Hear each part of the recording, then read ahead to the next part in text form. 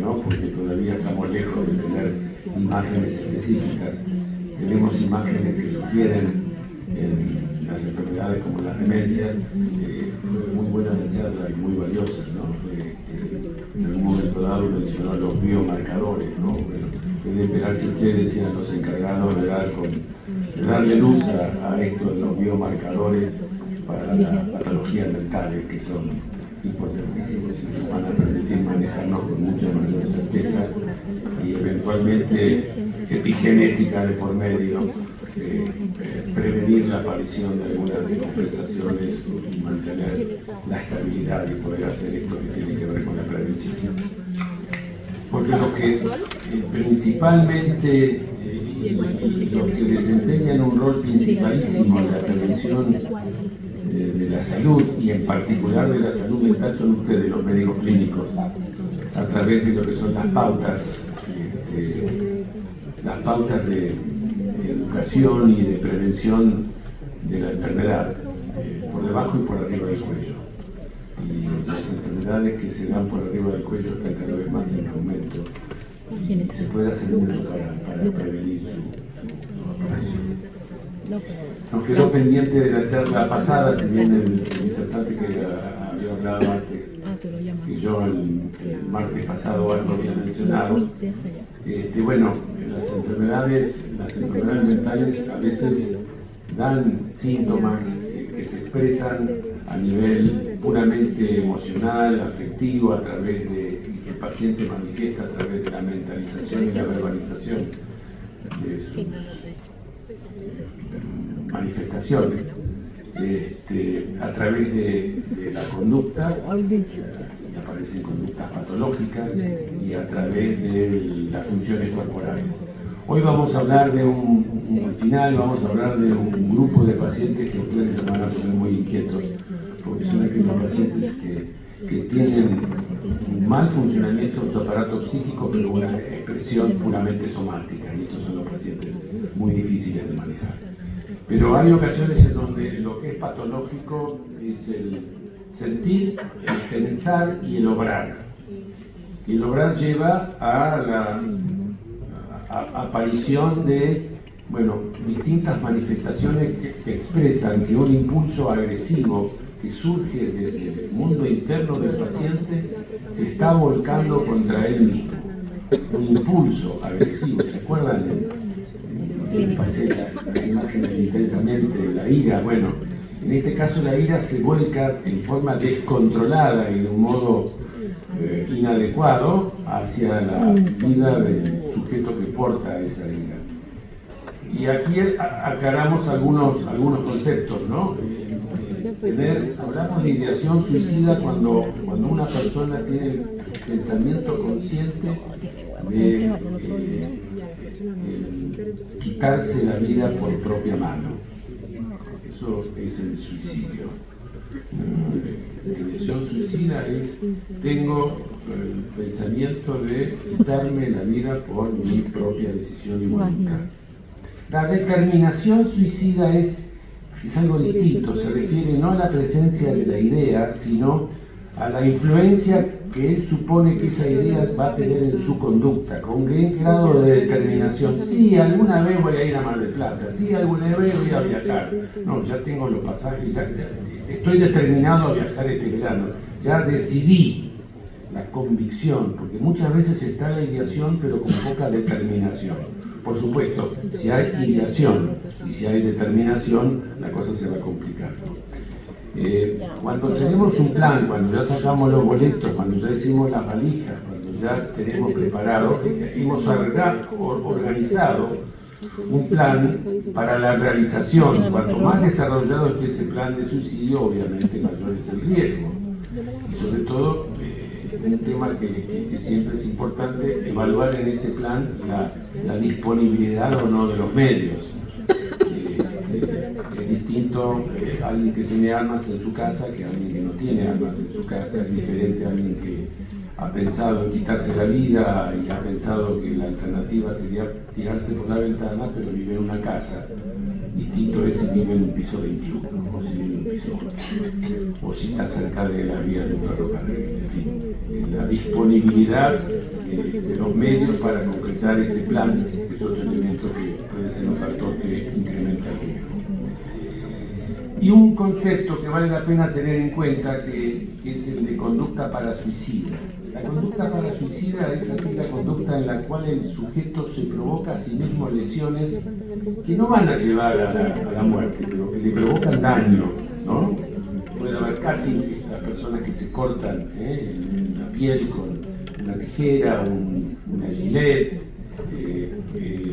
o gente que se golpea, o gente que toma dosis de medicación, que sabe que no le va a quitar la vida, que no son suficientes para que le quiten la vida, pero le van a provocar un daño que eventualmente puede terminar en una complicación mortal, porque una baja dosis de psicofármacos sumado a la aspiración de un vómito de un alimento recién ingerido termina en una neumopatía, y eso puede tener un final no buscado, pero que se produce por una conducta de riesgo en donde el individuo perdió algo que es básico, que es el instinto de conservación.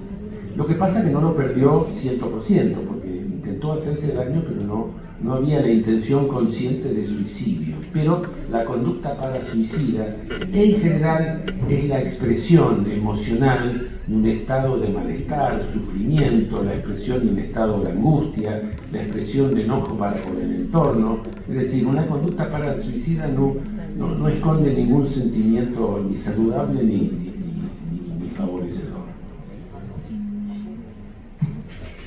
Este es un concepto abstracto, pero que vale la pena tener en cuenta.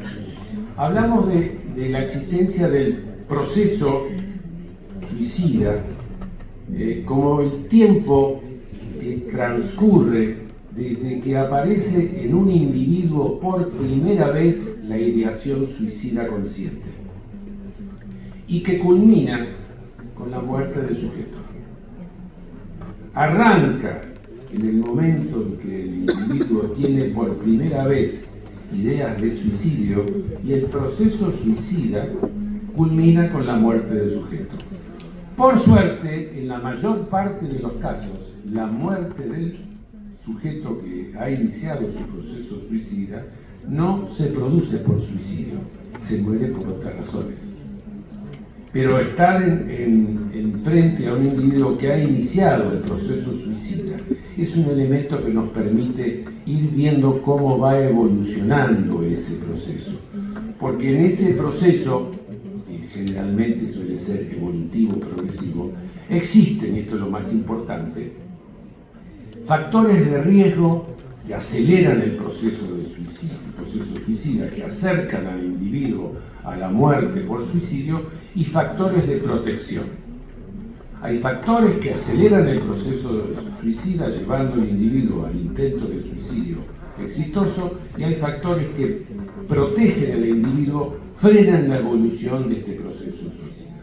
El estar consciente de que estamos ante un paciente o ante un individuo que está en pleno proceso suicida nos va a permitir controlar las variables que se convierten en factores que lo aceleran y controlar las variables en aquellos factores que son protectores. De acuerdo a la intensidad y el balance entre protección y desprotección, evolucionará en forma favorable o desfavorable esto que llamamos proceso suicida. Después está el concepto de factores precipitantes, que es lo que se suele buscar habitualmente en la superficie, es decir, ¿por qué esta persona, qué provocó que esta persona hiciera un intento de suicidio? En general, el factor precipitante adquiere mayor o menor intensidad de acuerdo a la existencia. Acuérdense de lo que hablábamos de las causas de la enfermedad mental, factores precipitantes y factores predisponentes. El factor precipitante adquiere significación en un individuo altamente predispuesto. El factor precipitante adquiere significación en alguien que ha avanzado mucho en el proceso suicida.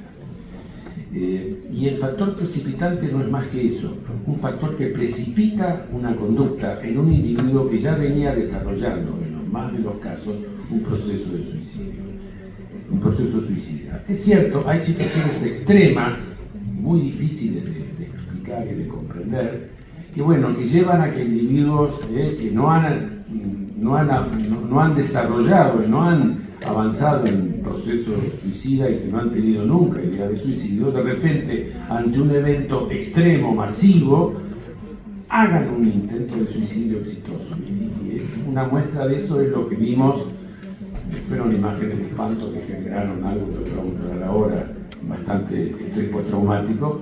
La mayoría de ustedes son jóvenes, pero vivían cuando atacaron las torres gemelas en New York. Bueno, ahí se veía en vivo y en directo como había mucha gente que saltaba desde el piso 96. Y eso fue muerte por suicidio, porque esa persona saltó sabiendo que ese salto iba a provocar su muerte. Pero el factor precipitante que dio lugar a esa situación era realmente extraordinario, demoledor.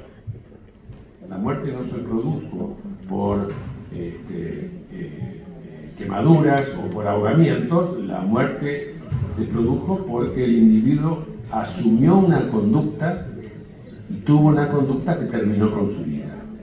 Esto significa que en ciertas ocasiones la conducta suicida no necesariamente es producto de una ideación patológica. Bueno, en la mayoría de los casos, sí. En la mayoría de los casos, la ideación suicida es la expresión de patología mental, pero no en el 100% de los casos.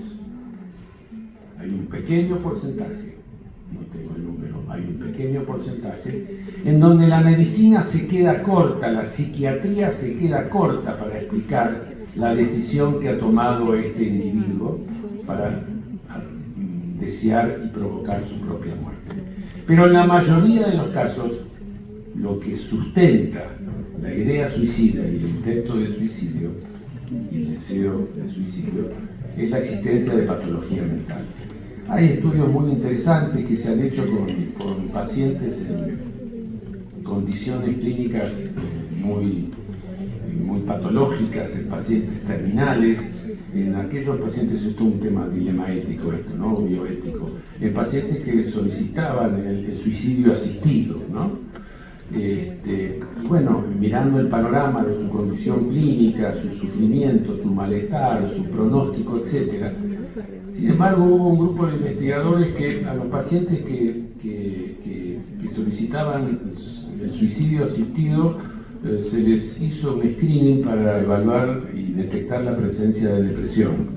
Y aquellos individuos en los cuales se detectó depresión se los trató. Y más del 80% de los pacientes que fueron tratados por depresión y que habían solicitado suicidio asistido dejaron de solicitarlo. Es decir, lo que estaba sustentando esa situación humana extrema vinculada con la finitud de la vida, en muchos casos era la existencia de patología mental no detectada y no tratada.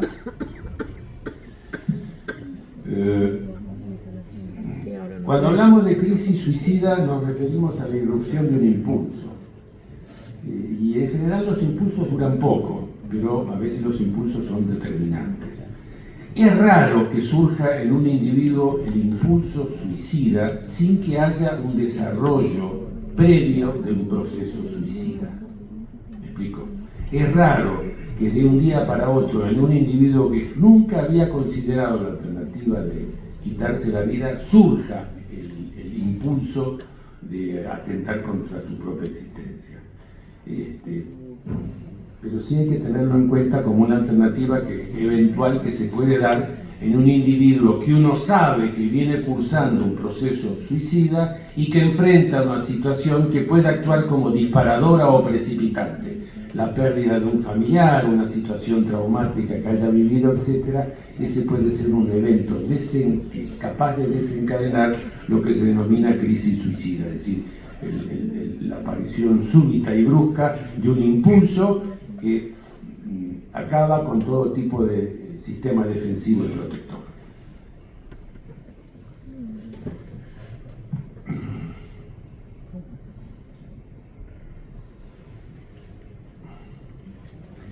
Hablamos la semana pasada sobre que no es fácil ser un enfermo mental, es más fácil ser un enfermo digestivo, cardíaco, respiratorio. Pero la calificación del enfermo mental es descalificadora socialmente. Y si la presencia de enfermedad mental supone vergüenza, pudor, estigmatización, así se sienten muchos pacientes cuando se filtra a su entorno de que padecen algún tipo de enfermedad mental, así se siente también un paciente que ha tenido intentos de suicidio, o así se siente también una familia que ha perdido a uno de sus integrantes por suicidio. Hace unos cuantos años, 82, 83, estamos más o menos en la etapa del HIV, cuando 82, 83, ¿no? Uno veía familias afectadas por la existencia de graves, el primer año, si no me equivoco, el 50% de los pacientes con SIDA morían en los primeros 6 meses y el otro 50% en los 6 meses siguientes. Era una enfermedad que inicialmente tenía 100% de mortalidad en los 12 meses. Y en una situación tan grave, tan perturbadora, sin embargo, el estigma rodeaba al tema del HIV, el estigma rodeaba al tema del SIDA, y muchísimas de esas familias ocultaban la existencia de un familiar enfermo y no pedían ayuda, no pedían el soporte, no buscaban el acompañamiento que sí buscan cuando alguno de sus familiares o alguno de sus hijos tiene una apendicitis y lo tiene que ir a visitar al sanatorio, entonces le pide a algún amigo para que lo acompañe o le cuide. En cambio, esto de ir a visitar a alguien que estaba con SIDA en el sanatorio no era una cosa que estaba bien vista, sino que generaba mucho pudor y mucha vergüenza. Acuérdense que inicialmente el HIV estuvo afectando a un grupo poblacional, después nos dimos cuenta que el HIV no tenía nada que ver con un grupo poblacional, sino con conductas de riesgo, pero bueno, hubo un tiempo en donde la estigmatización del SIDA era muy grande. Bueno, la estigmatización de la muerte por suicidio, del intento de suicidio, es muy, muy grande y la padecen tanto el paciente como la familia, lo cual se convierte en otra carga porque lo sume en aislamiento y eso supone falta de apoyo social y falta de apoyo familiar o del entorno. ¿Cuál es la presentación clínica? ¿Qué conexión van a tener ustedes con los pacientes suicidas? Bueno, puede ser que aparezcan en la guardia pacientes que han sobrevivido a un intento de suicidio. El paciente tomó, se cortó, se tiró y sobrevivió al intento de suicidio.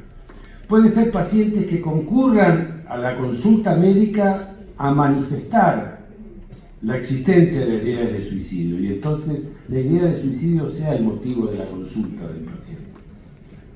Puede ocurrir que si tienen la posibilidad de investigar qué pasa en el mundo interno de este paciente que los vino a ver porque está haciendo un control hematológico de su tratamiento quimioterápico o ha tenido una complicación clínica, hagan semiología, investiguen y ustedes descubran algo que el paciente no manifestó. Pero ustedes descubren a través del interrogatorio que el paciente es portador de ideas de suicidio. El que sobrevive a un intento, el que concurre porque manifiesta ideas de suicidio y aquel en quien ustedes descubren la existencia de ideas de suicidio. Y después está el otro paciente más complicado y más difícil. Es el paciente en el cual no manifiesta ideas de suicidio, es más, niega la existencia de ideas de suicidio, pero en quien por su comportamiento, por su conducta y por su actitud, uno sospecha la posible existencia de ideación suicida. Porque es un paciente que se viene a despedir, porque es un paciente que nos cuenta que está ordenando sus cosas, porque es un paciente que nos cuenta que fue a visitar a sus amigos de la escuela, porque está organizando sus bienes, porque padece una enfermedad, etcétera, etcétera, y uno entonces, el paciente no lo niega, pero uno sospecha que pueda estar anidando ideas de suicidio. Por suerte este grupo es muy pequeño, la mayor parte de los pacientes están en los grupos anteriores. Son muy pocos los pacientes que hacen un intento sin haberlo comunicado anteriormente. La mayoría de los pacientes que hacen un intento de suicidio han tenido contacto con el sistema de salud en las últimas 2 o 3 semanas de manera bastante frecuente.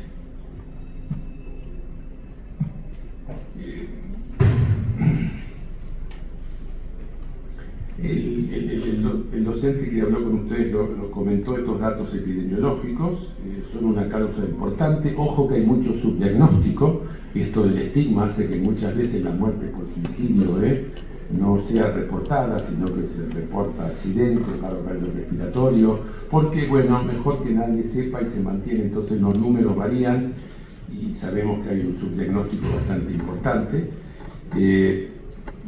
Los varones mueren más por suicidio que las mujeres intentan más suicidios que el varón. Jóvenes y de edad avanzada son los dos grandes grupos más afectados por la muerte por suicidio. La psiquiatría, desde una perspectiva de género, va a darnos datos que van a poder discriminar en las diferentes poblaciones, porque existen muchos cuadros en donde uno encuentra trastornos de identidad, en donde, en particular en la disforia de género, en donde el riesgo de suicidio es elevadísimo. Entonces, bueno, ese es un elemento que también es un desafío para los próximos años. Quien intenta no lo logra, En general se sabe que 1 de cada 10 intentos son exitosos. Y cuanto más intentos tenga un individuo, es como ir a pescar y tirarlo del suelo muchas veces, ¿no? Finalmente va a aparecer. Y acá el número que les dije anteriormente, ¿no? En el 95% de los pacientes suicidas, los estudios varían con los números, pero es muy alta la cantidad. Si uno hace una autopsia psicológica del paciente, encuentra en la mayor parte de los casos la clara evidencia de patología mental. Pero hay un pequeño grupo de pacientes en donde, insisto, la psiquiatría no alcanza a aplicar y ahí tenemos que apelar a la ayuda de otras ramas del conocimiento. Hablamos de proceso suicida, hablamos de factores que favorecen la progresión del proceso suicida, hablamos de factores protectores. Por eso hablamos de factores de riesgo para el proceso suicida. El posparto que debiera ser una de las etapas más felices de la vida, sin embargo supone una de las crisis más importantes y desestabilizantes en la vida de una mujer. La vulnerabilidad no solamente física sino emocional en la vida de una mujer en el posparto hace que ese sea uno de los momentos de mayor riesgo de suicidio. Baja educación, hay mayor riesgo de suicidio en aquellos individuos que están separados. Es mejor estar vivo que separado, pero hay mayor riesgo de suicidio en los divorciados. El mantener el vínculo conyugal, satisfactorio, insatisfactorio, pero las estadísticas son muy claras, el mantener el vínculo es un factor de protección. El poco apoyo social, ese es un factor de riesgo. Y aquí una variable epigenética que tiene que ver con el estigma. No siempre se sabe si hubo algún suicidio en la familia, y si lo hubo, en general se oculta y no se manifiesta. El tener antecedentes de suicidio en la familia es, yo no diría tanto como un biomarcador, pero es un antecedente importante genético y o conductual que pesa sobre muchos individuos. Y por supuesto el antecedente familiar de depresión, que no son sinónimos. El alcohol y los trastornos psicóticos son también factores de riesgo de suicidio si existen en la familia. Aquí vamos a sus pacientes porque hay factores clínicos que hacen que muchos de sus pacientes se encuentren entre esa población vulnerable. La vez pasada hablábamos de la depresión como una consecuencia muy frecuente de la enfermedad somática. Bueno, los individuos que padecen patologías somáticas son individuos que tienen un mayor riesgo de suicidio, sobre todo en aquellos que portan una patología crónica, debilitante, desfigurante. Interesante, ¿no? En aquellos años 80 y tantos, en muchos pacientes con SIDA toleraban bastante aceptablemente la evolución de la enfermedad en lo que hace al deterioro general y sistémico. Pero cuando aparecía el sarcoma de Kaposi visible, eso era una mancha que habitualmente era detectada por el grupo y generaba vergüenza y soledad. Y eso se convertía entonces en un elemento que favorecía la aparición de conductas suicidas en esos pacientes. Bienvenida sea la medicina paliativa, que debe arrancar con ustedes. No debe empezar con un paliativista, sino que la medicina paliativa debe arrancar con los clínicos, más allá de la especialización del experto en cuidados paliativos. Pero la enfermedad terminal se puede cursar favorable o desfavorablemente, en soledad o acompañado, y qué importante que es la presencia del médico clínico que nos conoce desde hace mucho tiempo para que nos acompañe en este último tramo de la existencia. Control del dolor. El dolor es una manifestación sintomática que desorganiza el aparato mental. Más allá de que algunos de los fármacos que se utilicen para tratar el dolor también tengan un alto poder de desorganizar el aparato mental, pero el dolor, con su influencia sobre el sueño, se convierte en una amenaza muy perturbadora para la preservación de la salud. Algo que muchas veces nos deja a los médicos con una perturbadora sensación de malestar, angustia o culpa, es que en muchas ocasiones una crisis en la relación médico-paciente se convierte en un factor que genera o que da lugar a una crisis suicida. Pero la crisis en la relación médico-paciente no provoca, si no habría suicidios en masa, cosa que a Dios gracias no existe. Pero tenemos que tener en cuenta que puede ser el eslabón final para que alguien que viene con un proceso suicida avanzado y no detectado, pueda ser el factor precipitante que genere esa crisis suicida. Y si el médico que lo está asistiendo y que vive con el paciente esa crisis en la relación, muchas veces se carga inadecuadamente de sentimientos de malestar, frustración, enojo o culpa que afectan su salud. Por eso siempre su salud y su bienestar y su quehacer vital y quehacer médico, ¿no? Por eso siempre se dice que cuando alguien fallece por suicidio, no solamente hay una persona que ha muerto, sino que hay muchos que quedan sumidos en el dolor, en el malestar, el sufrimiento, la culpa, etc. Hay que estar atentos a eso.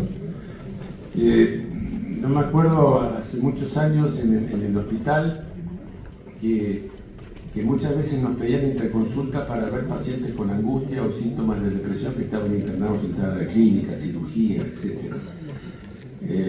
Y que después de verlo 2 o 3 veces mejoraban, y los clínicos o los cirujanos nos agradecían mucho, pensaban que habíamos sido muy eficaces, y en verdad lo que había sido eficaz era el asistente social, a veces la pedíamos nosotros, que había logrado que al paciente le reconocieran la internación, su obra social le reconociera la internación.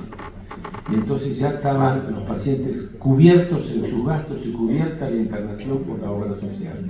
La existencia de recursos médicos para enfrentar la enfermedad o la inexistencia de recursos médicos es un factor que también interviene como factor de riesgo en el suicidio. Por eso muchas veces la mejor intervención que puede tener un clínico o un psiquiatra en el manejo de la prevención del suicidio es contactarse con el asistente social, ¿no? El trabajo que tenemos que hacer nosotros, y además lo sabe hacer mucho mejor el asistente social, que está preparado, ha estudiado para eso y es experto, como para que este paciente pueda tener una mínima cobertura social que seguramente va a mejorar su evolución, va a mejorar su calidad de vida. Pero sí, ustedes lidian con muchos de estos pacientes que tienen enfermedades crónicas, que tienen mal pronóstico, que tienen dolor, con los cuales es difícil mantener el contacto. No es sencillo y no es fácil su trabajo.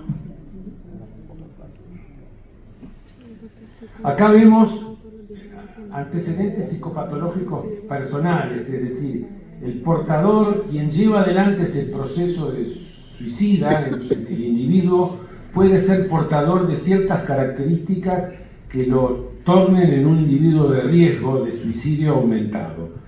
Y quien si lo intentó muchas veces es porque no se quiere matar, no, si lo intentó muchas veces es porque el riesgo de suicidio es muy alto. Y una de las cosas que ocurre muy frecuentemente es la minimización, la banalización del intento.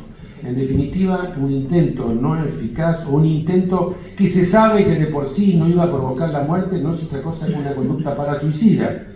Y la conducta parasuicida es prima hermana de la conducta suicida y antecede a la conducta suicida. Es decir, que otra vez la paciente, esta viene siempre, todas las navidades o cada vez que se pelea con alguien. No, el intento previo es un factor de riesgo. La enfermedad depresiva, toda depresión es un factor de riesgo de suicidio.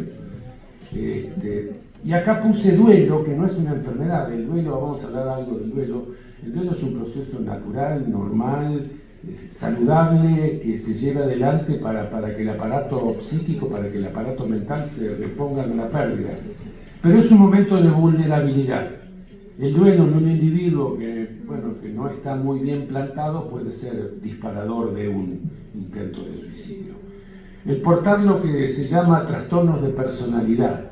Los trastornos de personalidad son alteraciones psicopatológicas, son funcionamientos psicopatológicos en los cuales se dan dos cosas. El individuo se vincula con el entorno, con las personas o con las actividades o con las sustancias de un modo patológico. No establece buenos vínculos. Pero tiene una característica, es que quien padece ese trastorno no es consciente de que padece una forma patológica de vincularse. Por eso los psiquiatras decimos que son egosintónicos, es decir, su yo no se da cuenta de que en verdad está funcionando de un modo patológico. Esos individuos en general sufren menos que su entorno. Estos individuos hacen sufrir más a su entorno que a ellos mismos. Y estos individuos en general no vienen a la consulta por propia voluntad, sino que los mandan. Porque ellos no son conscientes de ser portadores de una afección psíquica y mucho menos mental. Si le decimos que son individuos con una enfermedad mental, eso lo viven como una agresión. Por eso rechazan el tratamiento, rechazan la búsqueda de ayuda. Pero bueno, alguien que maneja mal sus relaciones es fácil que choque, o choca con más facilidad. Bueno, estos individuos que tienen trastornos de la personalidad son también individuos que están con factor de riesgo de suicidio. El portar enfermedades psiquiátricas más serias que los trastornos de la personalidad, porque los trastornos de la personalidad hacen que el individuo no tenga una buena calidad de vida, hacen que su entorno no tenga una buena calidad de vida, pero está conectado con la realidad. En los trastornos psiquiátricos mayores, en donde hay una pérdida del juicio, en donde hay una desconexión con la realidad, el suicidio es una alternativa, pero sobre todo cuando hay depresión, porque un paciente con una esquizofrenia puede deprimirse. Y en general, cuando un paciente esquizofrénico intenta el suicidio es porque está deprimido. Está la fantasía instalada de que el delirio y las alucinaciones le van a decir que se tiene que tirar por la ventana. Eso es raro, excepcional, extraordinario. En general lo que hay es un trastorno depresivo asociado a ese cuadro psicótico. Y los pacientes con trastornos mentales orgánicos, recién dieron una excelente charla sobre imágenes en demencias. La demencia supone un deterioro global progresivo de las diferentes funciones del aparato mental. A veces falla el control de los impulsos, a veces aparecen alteraciones en los mecanismos que controlan el estado del ánimo, en la demencia frontotemporal, en la demencia de los cuerpos de Lewis, en la demencia vascular. No es infrecuente la aparición de cuadros depresivos y son pacientes de edad avanzada, solos, deterioro cognitivo y depresión. Es un cóctel bastante fuerte para la aparición del suicidio. Y ahí puse dos imágenes que tenemos que visualizar. Uno, la depresión postparto, y dos, el alcohol y el suicidio. El alcohol es una de las sustancias más depresógenas que se conocen. el alcohol y la depresión se potencian, pero el alcohol tiene además otro efecto, que es el alcohol es desinhibitorio. Entonces, el alcohol inhibe las conductas de protección. La gente se vuelve inusitadamente agresiva, pero un depresivo agresivo se convierte en un suicida potencial muy serio, con lo cual la combinación de alcohol, depresión, antecedentes de intento de suicidio, bueno, son variables que uno tiene siempre que considerar. Hay situaciones que pueden hacer en un individuo con un proceso suicida avanzado, hay situaciones que pueden obrar como disparadores de la crisis suicida. Las pérdidas recientes, el haber perdido a un familiar, supone un proceso de duelo, pero en un individuo que viene cursando un cuadro depresivo con un proceso suicida, a veces el que los padres estuvieran vivos era el único elemento que los limitaba o los protegía de llevar adelante un intento. Entonces, ahora que no están sus padres, ahora que sus hijos ya no viven con él, ahora que ya no vive su mujer, bueno, las pérdidas recientes son disparadoras. Fechas significativas, hay ocasiones en donde los pacientes planean específicamente para acompañar a ese ser que ya no está más con ellos, y entonces en tal fecha tienen organizado el plan y tienen la convicción suficiente. La soledad nunca es buena, el aislamiento es perturbador. La soledad a veces es necesaria, pero aislamiento y soledad no son sinónimos. La soledad puede enriquecer y puede ser necesaria en muchos momentos. El aislamiento deteriora, y acá lo que pusimos es aislamiento social. En la edad avanzada o en la juventud, a veces se dan 2 o 3 fenómenos que son juntos, que son muy perturbadores, ¿no? Algunos dicen que son en la edad avanzada los 3 jinetes del apocalipsis, pero también en la adolescencia.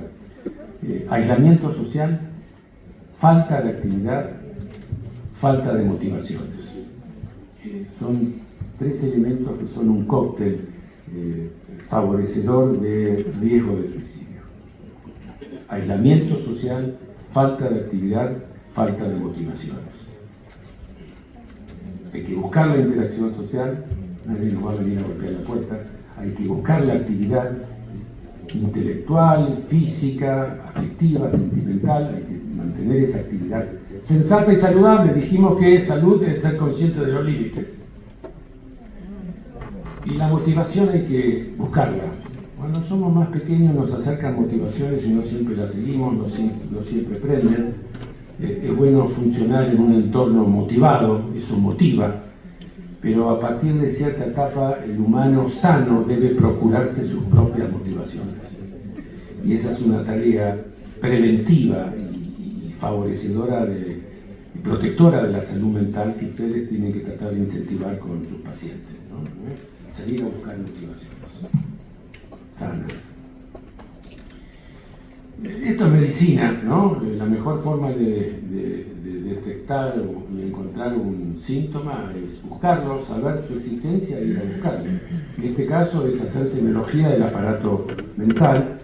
Y acá rompamos el mito, ¿no? No le hablemos de suicidio, no van a hacer que le demos la idea, ¿no? Está bastante instalado, esto de que hablar de suicidio contamina y contagia.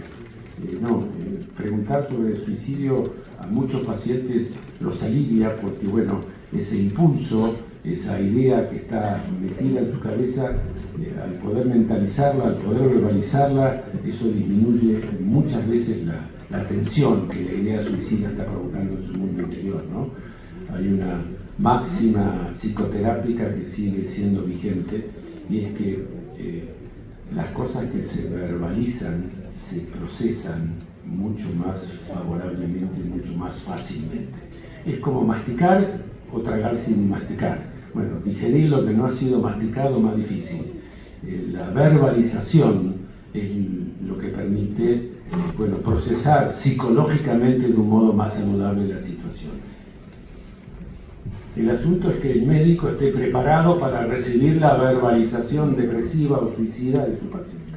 Si están preparados para recibir a alguien que lo pisó un tren, yo no podría, ustedes sí pueden. Bueno, es cuestión de prepararse y de entrenarse. esto algo me mencionaron, algunas frases, ninguna es mágica, ¿no? Pero no se corta, un cirujano no entra con el bisturí directo a la válvula mitral, va cortando piel, celular subcutáneo, poco a poco va avanzando hasta llegar al núcleo. Bueno, el interrogatorio también tiene que ser empático y progresivo. ¿Ha pensado en suicidarse? Generalmente genera no, pero tenemos que ir de a poquito acercándonos para que el paciente...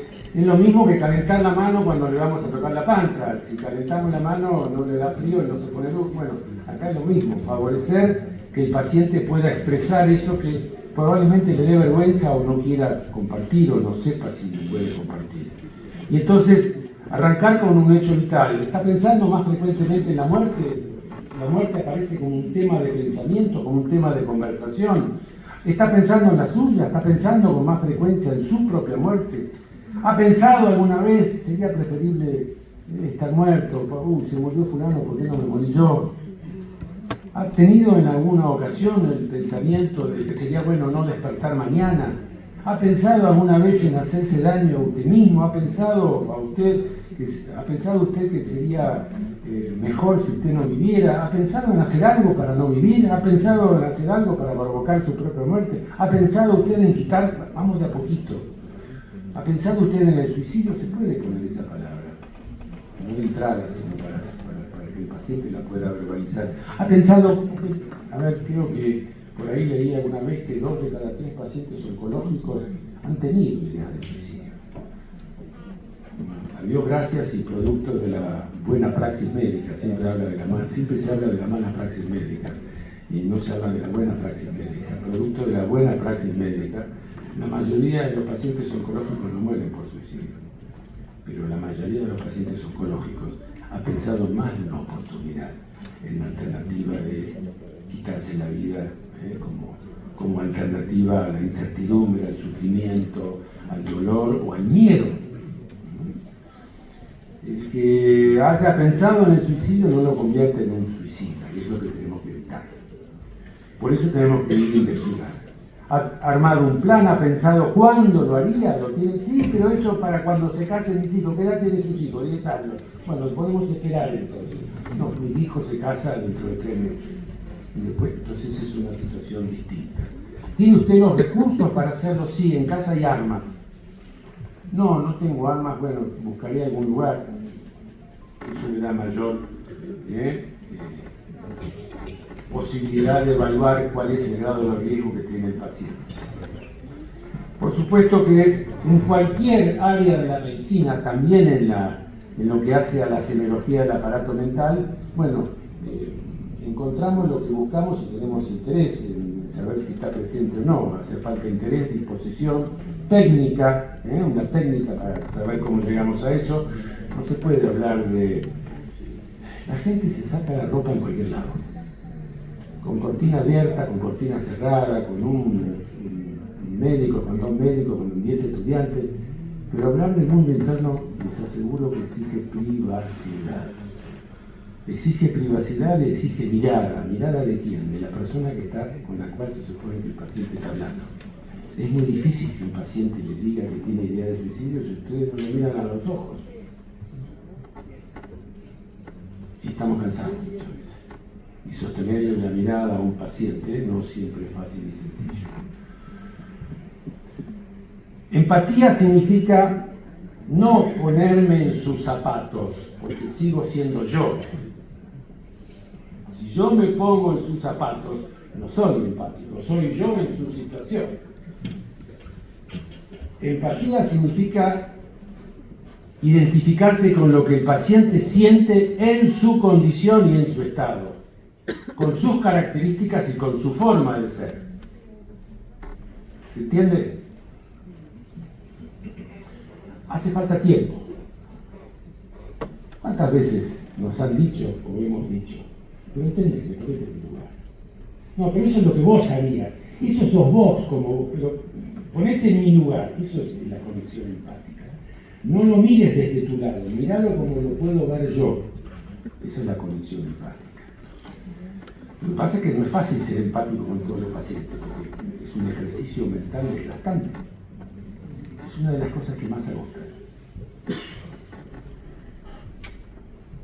Si el tiempo nos corre, no podemos abrir un abdomen. La gente pregunta cuánto tiempo voy a estar en el quirófano. El buen cirujano dice, yo qué sé, veremos.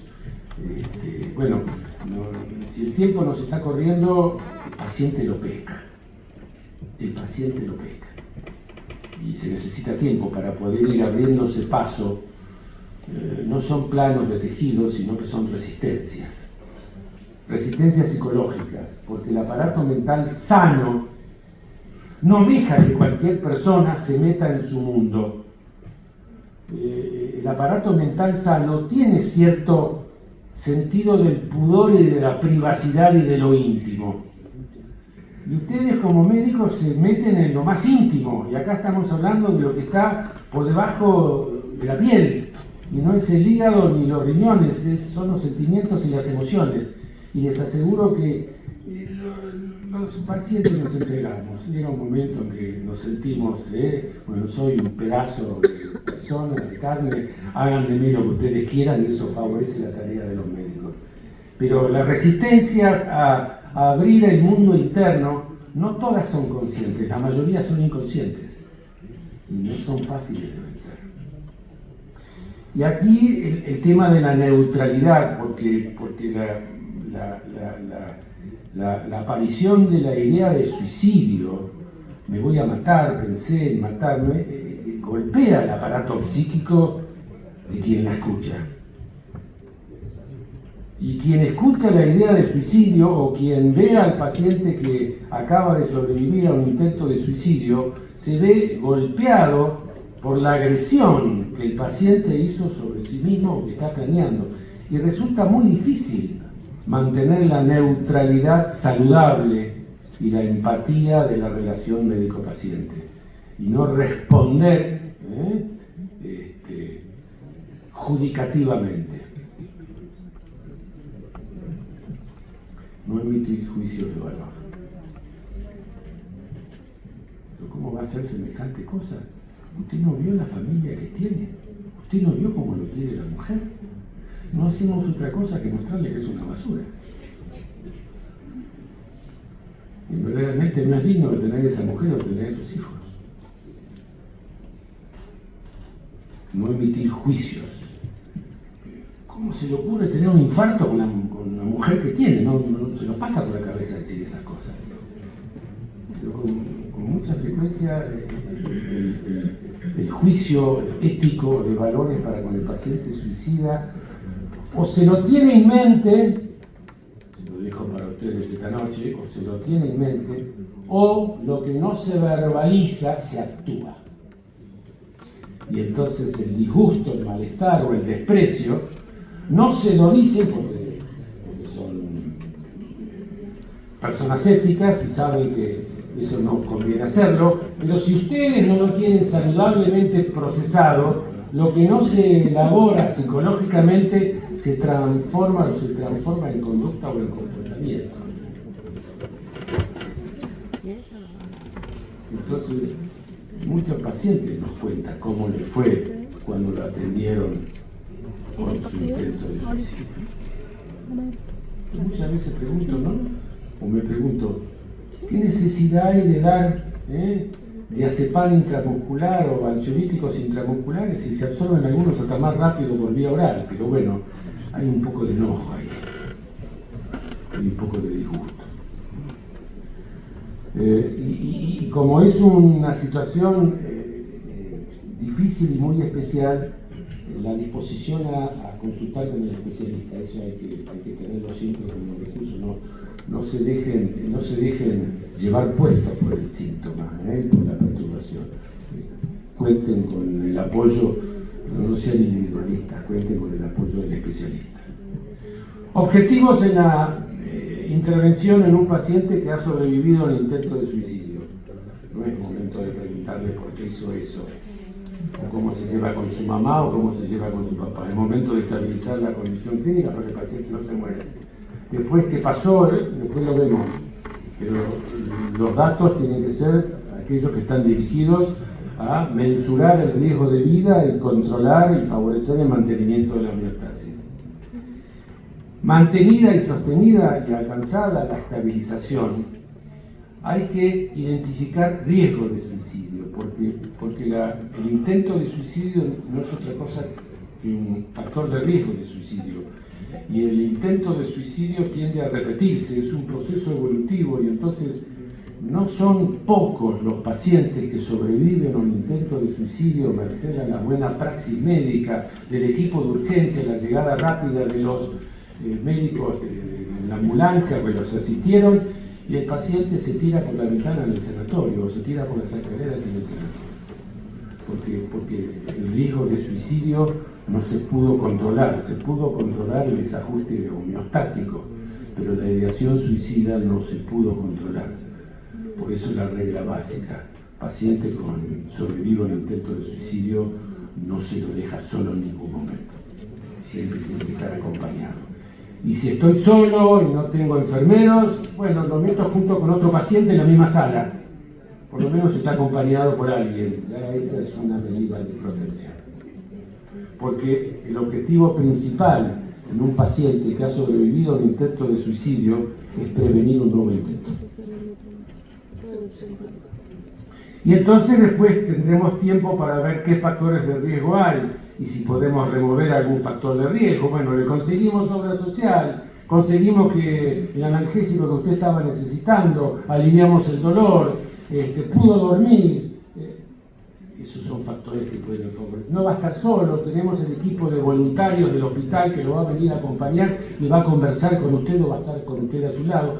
Vamos a empezar con fármacos en fin, empezar a remover la depresión o lo que puedan ser factores de riesgo. Y después el paso siguiente es encauzar, sí, a un tratamiento psiquiátrico especializado, porque en un paciente suicida la necesidad de tratamiento psiquiátrico especializado es básica.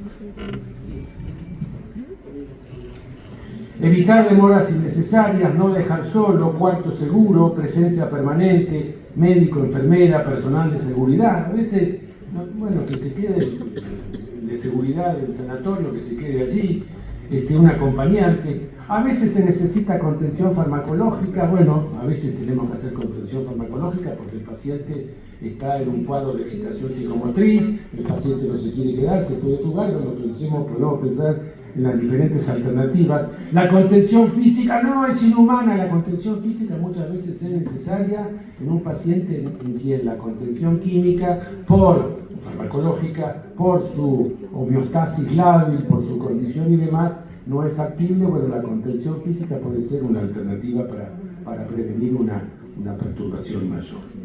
Y la consulta psiquiátrica.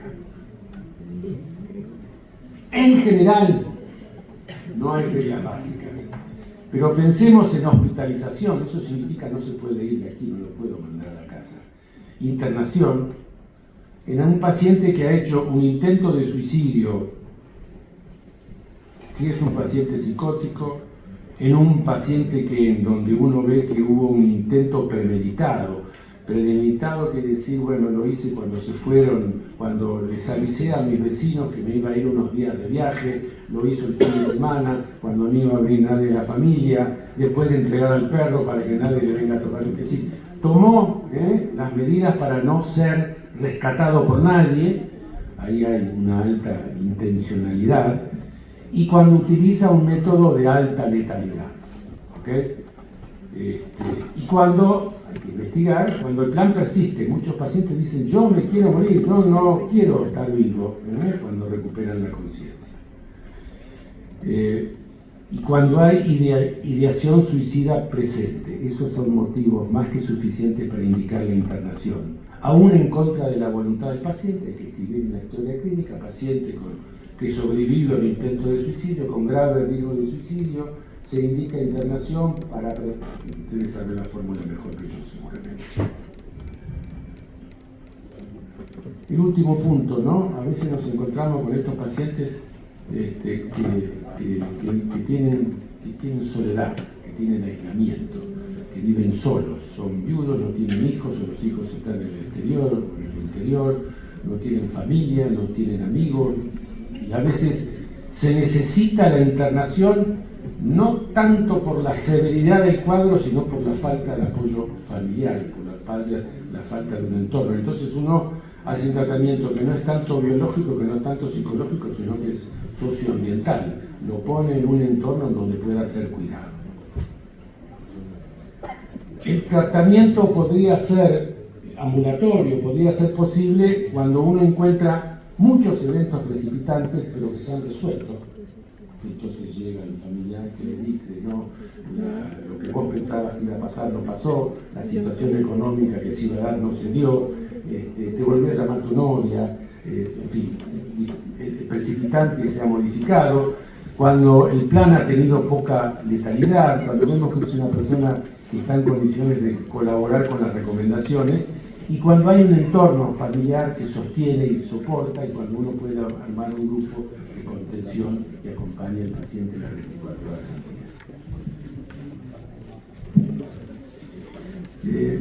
Lo actualizo para desestigmatizar. Hay ciertas ocasiones en donde hay pacientes con severos cuadros depresivos, con alto riesgo de suicidio, que han recibido no uno, sino 2 o 3 protocolos farmacológicos antidepresivos eficaces y sin embargo tienen antecedentes de ideación suicida, han tenido intentos de suicidio, en fin, tienen muchos factores de riesgo y entonces, bueno, queda la alternativa de un tratamiento enérgico para una patología severa y de alto riesgo de vida. Entonces, esa es la indicación del tratamiento electroconvulsivo. Los desarrollos en los últimos 5 o 7 años que se han dado con la esketamina, han permitido que muchos pacientes que antes iban directo al tratamiento electroconvulsivo después de haber fracasado en esos 3 protocolos farmacológicos antidepresivos, bla, bla, bla, bueno, hoy por suerte hay muchos pacientes en quien podemos considerar la alternativa de esketamina nasal o intravenosa, de acuerdo a las características del paciente, que puede en muchos casos evitar la implementación de una terapéutica física que sigue siendo la terapéutica más eficaz en medicina para el tratamiento de las depresiones graves resistentes en la práctica médica. Pero a veces la muerte aparece y es la consecuencia de una conducta que lleva al paciente a provocar su propia muerte. Y esto da lugar al inicio de un proceso de duelo en los integrantes del grupo familiar. Lo saqué del paciente terminal, pero aplica porque muchos pacientes con alto riesgo de suicidio casi son pacientes terminales. El duelo es un proceso dinámico, tiene diferentes etapas, es un proceso saludable, no es una enfermedad, el duelo no se trata, al duelo se le cabalga al lado, o se trata en alguien que tenga mucha psicopatología previa, entonces en quien supone uno que el duelo puede llegar a desestabilizarlo, pero habitualmente se lo acompaña, es inevitablemente doloroso. A mí me gusta lo de los americanos, estos que son proactivos, ¿no? Entonces ellos dicen que más que etapas hay tareas, la proactividad sajona, que dicen que en el duelo hay que hacer cosas. Y la primera cosa que hay que hacer en el duelo es aceptar la pérdida. No es fácil aceptar la pérdida, lleva su tiempo. Hay cosas del corazón que la razón no entiende. Bueno, internalizar la experiencia de la muerte de un ser querido lleva su tiempo y es una tarea activa, lo de la aceptación y lo de la experimentación de que uno piensa en esos grupos de autoayuda donde se convoca a la gente a llorar. Bueno, cada uno manifiesta sus emociones según su estilo, pero es poco saludable aquel proceso de duelo donde no hay exteriorización de emociones. La exteriorización de emociones antes o después puede ser en soledad o en compañía, pero es una de las etapas necesarias, es una de las tareas necesarias para que el duelo progrese. Después, la siguiente etapa es adaptarse a vivir sin esa persona. Esa persona ya no está, pero además no están las funciones que esa persona cumplía. Y es importante para seguir la vida, suplir las funciones que esa persona cumplía. Entonces ahora necesito a alguien que ingrese económicamente, alguien que se ocupe de regar las plantas, alguien que se ocupe de la comida, alguien con quien ir al cine, alguien con quien salir reemplazar los roles que esa persona tenía, y la relación con la persona fallecida no desaparece nunca. El asunto es que hay que reposicionarla en nuestro mundo interno. Ya no está a nuestro lado, va a seguir estando dentro nuestro para el resto de nuestra existencia. La idea es darle un lugar adecuado para que nuestra existencia continúe, sin que eso signifique olvidarnos de la persona perdida. Ese es un duelo saludable.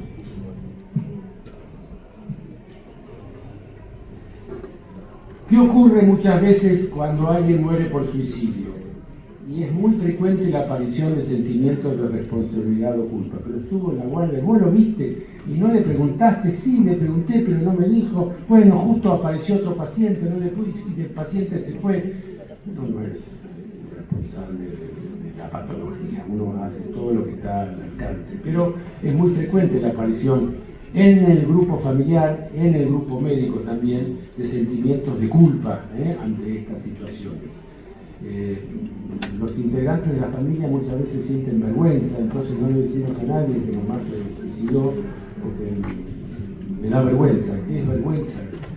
La vergüenza es eso que nos hace sentir que si lo mostramos o lo manifestamos va a provocar rechazo, de los demás. Bueno, por esa fantasía de ser rechazados, evitamos eso. A veces hay pactos de silencio, funcionan siempre mal, son un tiro por la espalda, son muy poco negativos. Prometamos que no vamos a decir nada. Bueno, se murió y entonces nosotros también nos vamos a suicidar. El estigma genético, el condicionamiento genético, la epigenética sabe de estas cosas. Y enojo, rabia, pero es muy difícil enojarse con alguien que se murió. El enojo y la rabia con alguien que se murió muchas veces hace que esa rabia la descarguemos con nosotros mismos y empieza nuestra propia depresión. ¿Cuáles son las consecuencias psicopatológicas? Consecuencias psicológicas sería un duelo normal. Consecuencias psicopatológicas, un duelo patológico en el grupo familiar. La muerte y la visualización de la persona fallecida, la persona que se quitó la vida con ahorcamiento o con alguna lesión física, muchas veces genera una gran impresión en el familiar que lo descubre o en el que lo encuentra, y eso da lugar a una perturbación psicopatológica prolongada en el tiempo, traumático, aparición de cuadros de ansiedad transitorios y aumento del riesgo de suicidio propio. La muerte de un familiar por suicidio aumenta nuestro propio riesgo de suicidio, porque tener antecedentes familiares de suicidio nos ubica un escalón. Es como tener antecedentes familiares de cáncer de pulmón o de enfermedad coronaria. A veces surgen en el grupo familiar reacciones que no son muy saludables. ¿Quién lo dejó solo? ¿Cómo no lo llamaste? Vos tenías que venir ese día. La búsqueda de un culpable. A veces lo que se hace es todo lo contrario, entonces se tiene conductas de sobreprotección o de dependencia, no estemos solos, no esté solo, la tendencia al secreto familiar, la idealización del fallecido. Resulta que el fallecido era una persona muy difícil y muy complicada, con la cual uno podía tener muchos enojos y muchos conflictos, pero ahora que está muerto, perderlo. Y bueno, eso no suele ser así. Y algo que ocurre con bastante frecuencia cuando desaparece un progenitor, puede ser padre o madre, es el traspaso del rol. Eso se llama la parentización, la parentalización de uno de los integrantes. Y entonces fallece el padre, el hijo mayor adopta el rol de padre de sus hermanos menores. Y en verdad no es padre, es hijo. Y no hay que cargarlo con la tarea de ser el padre de sus hermanos. Lo mismo con muchas chicas que pasan a ocupar funciones que cumplía la madre. Eso no le da tiempo, posibilidad a la persona para que haga su propio duelo ante la pérdida de un ser querido, porque tiene que asumir las responsabilidades que tiene eso. No está bueno. ¿Cómo abordar? Bueno, propiciar la conversación. Lo que se verbaliza se elabora y eso ayuda. Eso ayuda a diluir culpas, favorecer la ventilación, la catarsis. El duelo no se trata, se acompaña. Y seguimiento. Y es de buena práctica a los familiares de este paciente que murió por tal cosa, citarlos al médico para ver cómo andan. A los familiares de este paciente que llegó y murió por suicidio, citarlos al mes para vacunar. Eso es preventivo. La familia debe hacer el duelo y una familia es funcional, es saludable. Cuando permite que cada uno de sus integrantes haga el duelo según su forma y su estilo. No se trata de que todos lloremos al mismo tiempo o que todos estemos tristes al mismo tiempo y que todos a los 3 meses salgamos de viaje. No, cada uno tiene sus tiempos y la familia saludable es la familia que respeta el tiempo de cada uno de sus integrantes. Vamos a parar acá, hacemos 5 minutos de pausa y avanzamos con el tema de los trastornos de ansiedad. Cuadros en donde la ansiedad deja de ser ansiedad normal y se transforma en ansiedad patológica.